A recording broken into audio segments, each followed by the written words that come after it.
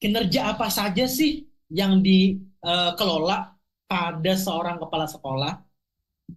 Ada 8 pilihan indikator pada praktik kinerja kepala sekolah ya Bapak Ibu. Nah ini mungkin Bapak Ibu sudah ada mengulik-ulik pada platformnya bahwa ada 8 pilihan indikator nih yang untuk bisa kita sebagai kepala sekolah berikan kinerjanya untuk dikelola. Yang pertama itu adalah komunikasi visi misi satuan pendidikan. Yang kedua adalah refleksi pengelolaan kurikulum satuan pendidikan, kemudian presentasi program sekolah, aktivasi kegiatan komunitas belajar, menceritakan praktik baik kepemimpinan, siklus peningkatan kualitas praktik baik pembelajaran, memandu perencanaan pembelajaran, refleksi program pengembangan kompetensi guru. Nah, ini ada 8 indikator ini nih, yang kita pilih salah satu dalam satu periode, dalam satu masa pengelolaan kinerja, atau dalam satu semester. Yang tentunya kita diharuskan memilih salah satu indikator nih, yang mana yang akan kita pingin jadikan sebagai indikator pembelajaran kita dalam berkinerja, gitu ya.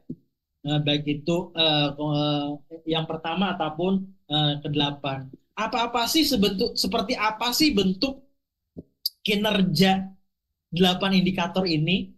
Bagaimana sih kira-kira ya eh, praktik kinerjanya dalam mengkomunikasikan visi misi ini seperti apa?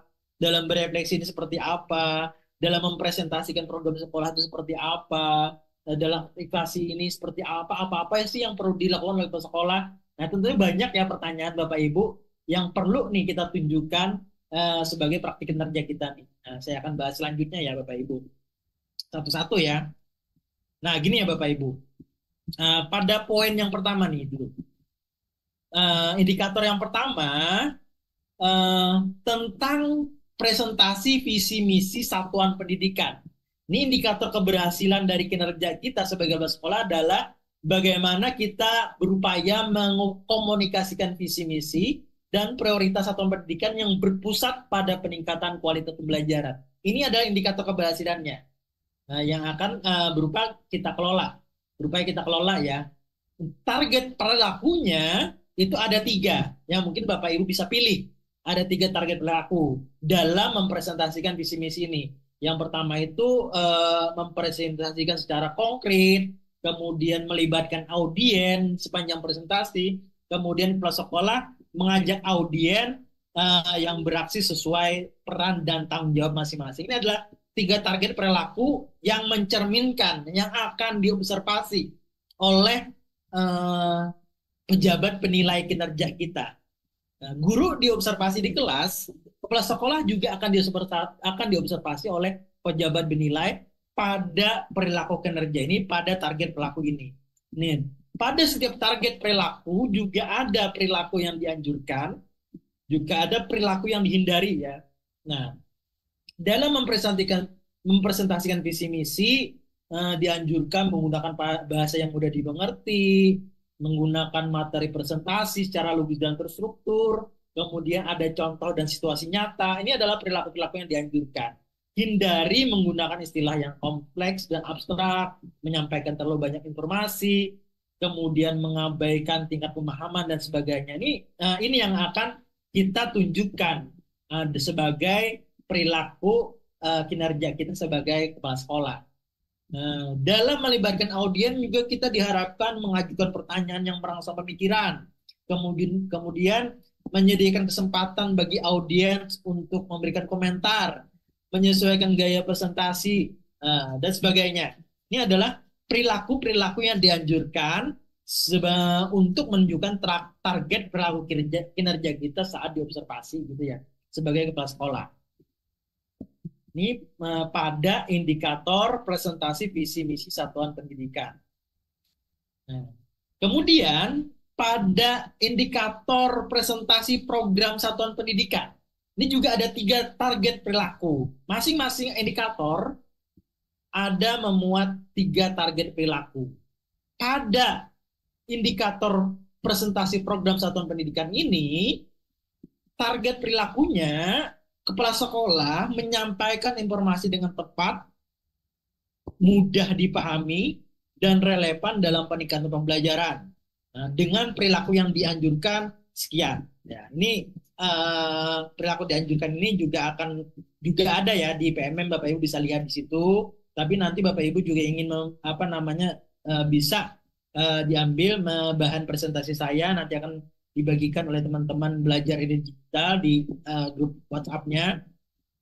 Bisa Bapak Ibu pelajari lebih jauh perilaku yang dianjurkan dan perilaku yang dihindari ini untuk ditunjukkan dalam pengelolaan kinerja Bapak Ibu semua.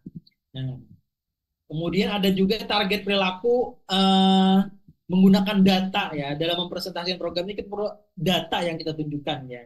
Artinya apa-apa yang program yang sudah ada datanya itu yang kita ceritakan sebagai bentuk apa namanya yang kita presentasikan sebagai program satuan pendidikan.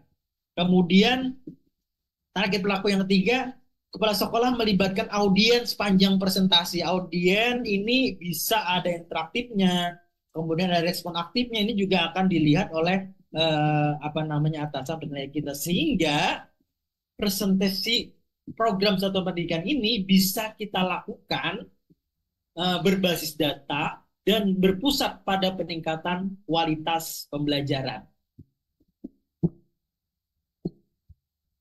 Nah, indikator yang ketiga.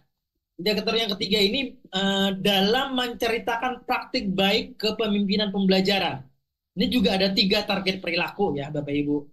Nah, jika Bapak Ibu memilih indikator ini, harapannya kinerja kita sebagai kepala sekolah bisa mendokumentasikan praktik baik kepemimpinan kita. Praktik baik kita, apa yang kita lakukan dalam manajerial di sekolah, dalam membersamai teman-teman guru, baik itu dalam komunitas belajar ataupun dalam upaya peningkatan kualitas pembelajaran dan dalam lingkup yang lebih luas. Ini yang akan kita dokumentasikan dan kita bagikan sebagai praktik baik kepemimpinan pembelajaran kita. Yang mana saat observasi oleh atasan kita, kita akan dilihat target perilaku kita sebagai kepala sekolah. Artinya bagaimana kita menunjukkan dokumentasi praktik baiknya, kemudian bagaimana kita menyampaikan informasi cerita praktik baiknya, kemudian bagaimana kita melibatkan audiens sepanjang presentasi, ini yang akan diobservasi oleh atasan kita dengan beberapa perilaku yang dianjurkan dan perilaku yang dihindari juga. Nah, ini indikator yang ketiga ya.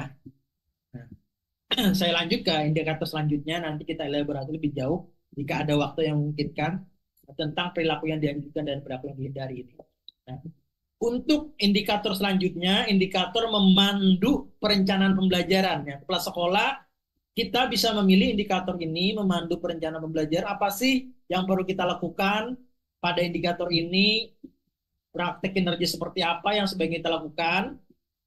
Sebaiknya kepala sekolah dalam memandu perencanaan pembelajaran ini berupaya memandu perencanaan program ini maupun anggaran sekolah berbasis data yang berpusat pada peningkatan kualitas pembelajaran. Nah, tentunya ujungnya adalah peningkatan kualitas pembelajaran. Ada 3 target perilakunya yang akan diobservasi gitu ya.